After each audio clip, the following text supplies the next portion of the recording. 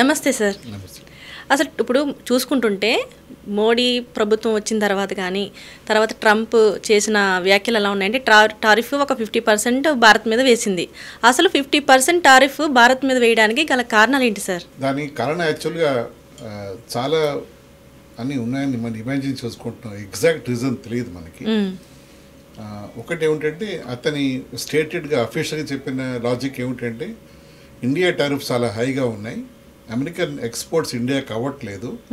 On the contrary Indian exports to America కంఫర్టబుల్గా అయిపోతుంది వాళ్ళ టారిఫ్స్ తక్కువ ఉండబట్టి. So they food trade imbalance, అంటే మనం ఎక్స్పోర్ట్ చేసేది ఎక్కువ, వాళ్ళు మనం ఎక్స్పోర్ట్ చేసేది తక్కువ, కాబట్టి ఇంబ్యాలెన్స్ చాలా ఎక్కువ ఉంది. ఇది ఎప్పుడైనా ఆపేయాలి అతను రాకముందు నుంచి వచ్చినప్పటి నుంచి అతను డే 1 నుంచి అంటున్నాడు.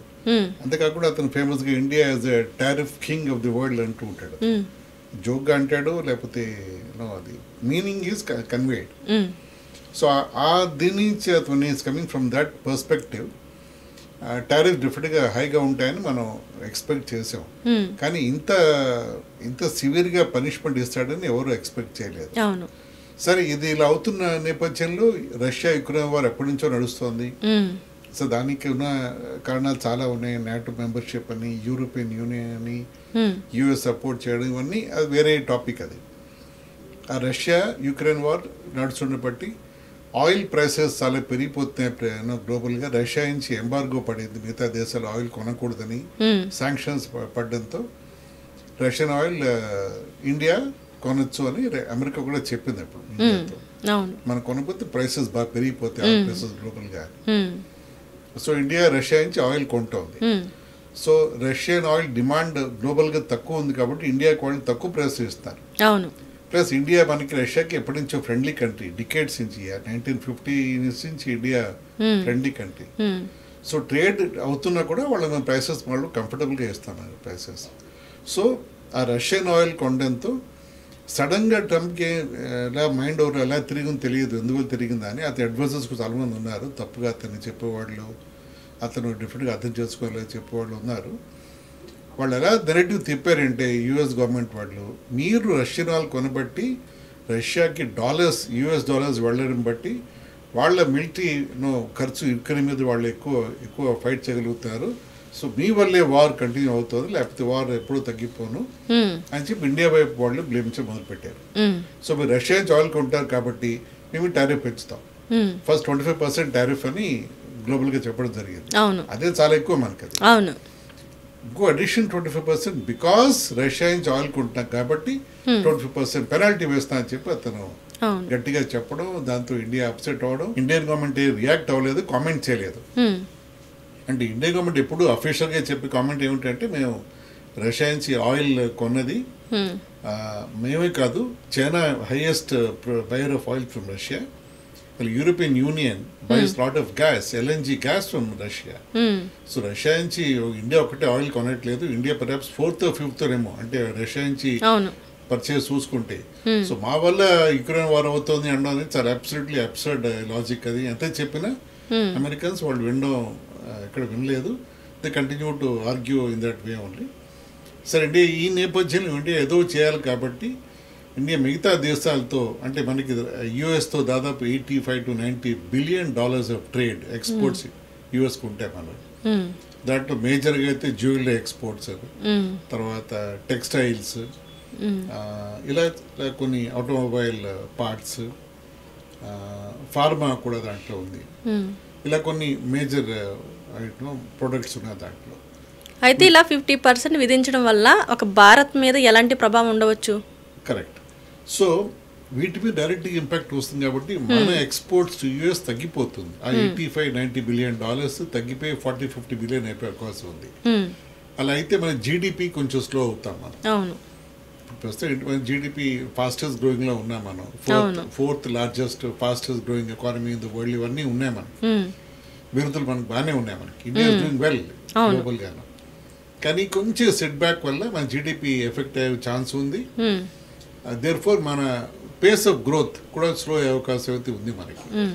కానీ ఇండియా ఏం చేస్తుందంటే, ఓకే మన యూఎస్ మీద డిపెండెన్స్ కాకుండా మనం మిగతా దేశాలు కూడా మనం డెఫినెట్గా ఆల్రెడీ ఎక్స్పోర్ట్ చేస్తున్నాం, ఇంకొంచెం ఇంక్రిమెంటల్గా మనం పుష్ చేయాలి అని చెప్పి ఇండియా కూడా సీరియస్గా అన్ని దేశాలను అప్రోచ్ అవడం, ఫార్మల్గా మేము no we want supply these items to your అడగడం, వాళ్ళు కూడా సుముఖంగా వాళ్ళు కూడా ఫేవరబుల్గా మాట్లాడడం జరుగుతుంది.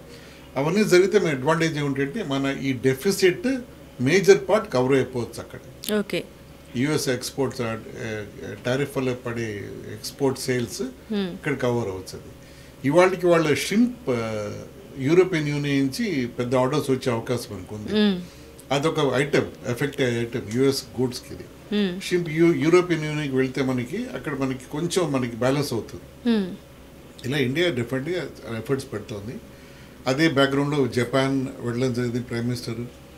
ముఖ్యంగా చైనాకి ఆ మధ్య కొంచెం రిలేషన్స్ గత ఆల్మోస్ట్ 5-6 yearsగా అంత స్ట్రాంగ్గా లేవు మనకి. ఓకే, పక్క నేబరే, large neighbour, you can't afford to ignore the largest economies in the world వాళ్ళు.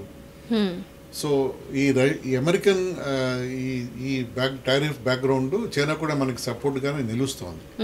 అది ఎంతవరకు లాంగ్ టర్మ్ నిలుస్తుంది చెప్పడం కష్టం. For the moment they are supporting us global ప్లాట్ఫామ్స్లో. అమెరికాలో ఇవ్వడం తప్పిలాగా అని చెప్పి వాళ్ళు కూడా ప్రెషర్ బిల్డ్ చేస్తారు అమెరికా మీద. సో మా ప్రైమ్ మినిస్టర్ చైనా వెళ్ళడం జరిగింది 10 days బ్యాక్, 2 weeks బ్యాక్. వీళ్ళకి మిగతా లీడర్స్తో కలవడం జరిగింది. పుటిన్తో కలవడం జరిగింది 2 సార్లు అక్కడ. సో పుటిన్తో డెఫినెట్గా రష్యా మనకి పెద్ద మేజర్ అలయన్స్ పార్ట్నర్ మనకి.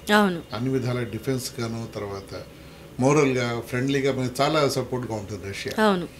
సో రష్యా కూడా మనకి డెఫినెట్గా సపోర్ట్గా ఉండడం, ఇవన్నీ చూస్తుంటే నా లెక్కలో అమెరికా కూడా ఏదో పోస్టరింగ్ చేశారు వాళ్ళు. కానీ it will be I'm sure it become తగ్గిపోయి వాళ్ళు కూడా అప్పుడు ఓవర్చర్స్ వస్తే అమెరికన్ గవర్నమెంట్ నుంచి, ట్రంప్ నుంచి కూడా మోడీ నా ఫ్రెండ్ మాట్లాడాలి అనడం అన్నీ జరుగుతున్నాయి కొంచెం కొంచెం. అంటే మోడీ గారు ఏ నిర్ణయం తీసుకున్నా భవిష్యత్తును దృష్టిలో పెట్టుకుని తీసుకుంటారు. అసలు ఈ విషయంలో ఎలాంటి డెసిషన్ తీసుకునే ఛాన్సెస్ ఉన్నాయంటారు? 100% మోడీ గారు భవిష్యత్ ఇండియాకి బెటర్ డెసిషన్ తీసుకుంటారు. 80% ఇండియాకి హామ్ చేసే డెసిషన్ తీసుకోరాలి. 2 ఫ్యాక్టర్స్ మనకి అగేన్స్ట్గా ఉన్నాయి యూఎస్కి మనకి. ఒకటేమో వాళ్ళు పంపించే GM seeds, genetically modified seeds, అది వాళ్ళు పుష్ చేయాలని చాలా ట్రై చేస్తారు. అవి కొంటే ప్లాస్టిక్ సీడ్సే, మొక్కలన్నీ ప్లాస్టిక్ లానే ఉంటాయి. దాంట్లో పెరిగే ఫుడ్ కానీ దాంట్లో మనకి సత్తువ సారం అంటే ఉండదు ఆ ప్రొడక్ట్స్లో. అది పుష్ చేయాలని వాళ్ళు తీవ్రంగా పుష్ చేస్తారు అమెరికన్స్.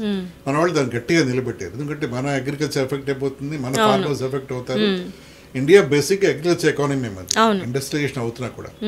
అది అబ్సల్యూట్ నో అని చెప్పడం జరిగింది ఇండియన్ వ్యూ పాయింట్ నుంచి. ఇంకోటి ఆవులకి ఇచ్చే ఫీడ్ కూడా వాళ్ళు నాన్ వెజిటేరియన్ ఫీడ్ పంపాలని ట్రై చేస్తారు. అంటే అక్కడ ఆవుల్ని అవి చచ్చిపోయిన తర్వాత అదే మీట్ ఆవులకు పెడతారు అక్కడ. అవి తిన్న ఆ పాలు ఇండియాకి ఎక్స్పోర్ట్ చేయాలి, లేకపోతే ఆ ఫీడ్ ఇండియాకి ఎక్స్పోర్ట్ చేయాలని వాళ్ళు ట్రై చేస్తారు. అది మాకు మన రిలీజియస్ సెంటిమెంట్కి సూటబుల్గా ఉండదని చెప్పి ఇండియా కూడా గట్టిగా నిలవడంతో, ఈ 2 పాయింట్స్తో ఇండియా గట్టిగా నిలబడడం బట్టి వాళ్ళు అప్సెట్ అయ్యారు. మనం కూడా గట్టిగా ఉన్నాం ఆ పాయింట్స్తో.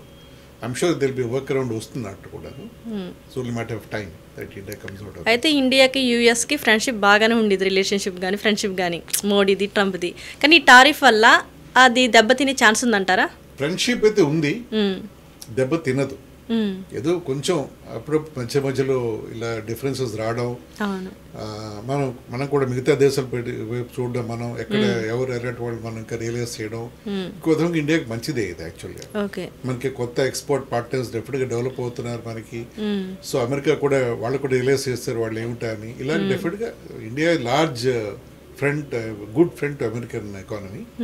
ఓవర్ టైం మనం వాళ్ళు డెఫినెట్గా largest democracies in the world. America and India the biggest democracies in the world. ఫ్రెండ్లీగా ఉన్నది కామన్గా ఉంటుంది మనకి. అయితే భారత్ అమెరికాతో కాకుండా మిగతా దేశాలతో పోటీ ఎలా పెరుగుతుందంటారా? పెరుగుతుంది. ఈ రోజుల్లో ఎలా అయిపోయింది అంటే ఇవన్నీ ట్రాన్సాక్షనల్ అయిపోయింది రిలేషన్షిప్. ఇంతకుముందు రష్యాకి ఇండియాకి ఎప్పటి నుంచో తరతరాలుగా మన ఫ్రెండ్సే, ఇప్పటికీ ఫ్రెండ్స్గానే ఉంటున్నాం. యుఎస్తో కూడా ఫ్రెండ్లీగానే ఉండేవాళ్ళం, కానీ యుఎస్తో ఫ్రెండ్లీనెస్ ఎప్పుడు ట్రాన్సాక్షనల్గా ఉండేది. సగం టైం వాళ్ళు పాకిస్తాన్ని సపోర్ట్ చేయడం, మనీ సపోర్ట్ చేయడం, ఇలా వాళ్ళు ఎప్పుడు ఎవరు పుట్టారని అని గెస్ చేయడం కష్టమే. మీరు రష్యా ఎప్పుడు మనకి ఆల్ వెదర్ ఫ్రెండ్లా ఉంటుంది మనకి రష్యా. సో దేర్ఫోర్ గ్లోబల్గా డిప్లొమాటిక్గా చాలా ఎఫర్ట్స్ జరుగుతాయి. So it's only matter of time that we become well known in the world it self. అసలు ఈ ట్రేడ్ నుంచి బయటపడడానికి ఇండియా ఎలాంటి స్ట్రాటజీ ఉపయోగిస్తుందంటారు పోనీ? స్ట్రాటజీ ఇందా నేను చెప్పినట్టు మిగతా దేశాలను టార్గెట్ చేస్తుంది ఇండియా. ఒక అమెరికా లేకపోతే ఒక చైనా లేకపోతే ఒక జపాన్ కాకుండా గ్లోబల్గా ఇంకెక్కడి నుంచి మనం సోర్స్ చేయొచ్చు, ఇంకెవరికి ఎక్స్పోర్ట్ చేయొచ్చు, ఎక్కడి నుంచి మనం అక్కడ వెళ్ళి మనం సెటప్ చేయొచ్చు ఇండస్ట్రీస్ని.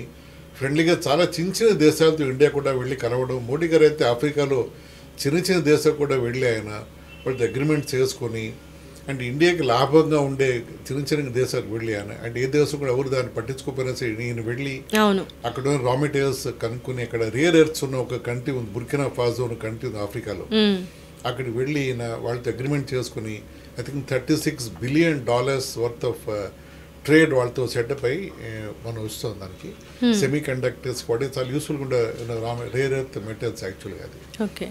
సో ఇలాగా ఇండియాకి కావాల్సిన అన్ని దేశాలతో మన ప్రైమ్ మినిస్టర్, మన గవర్నమెంట్ ఆఫ్ ఇండియా క్లోజ్గా మూవ్ అవుతున్నారు. ఒక లార్జ్ వెస్టర్న్ కంట్రీస్ కాకుండా అలాగే యూకేతో ఫ్రీ ట్రేడ్ అగ్రిమెంట్ చేయడం జరిగింది. సో మనకి వాళ్ళకి ట్రేడ్ ఒప్పందాలు ఎప్పటి నుంచో ఉన్నా ఫార్మల్గా మళ్ళీ ఇంకొంచెం దాన్ని రీఇన్ఫోర్స్ చేసి మళ్ళీ జరుగుతోంది. ఇవన్నీ కూడా మనకి డెఫినెట్గా టారిఫ్ గొడవలు మనకి హెల్ప్ చేస్తాయి, ఇండియాని రైట్ టైంకి ఆదుకుంటాయి అవన్నీ కూడా. Okay, thank you so much sir. Thank you అండి.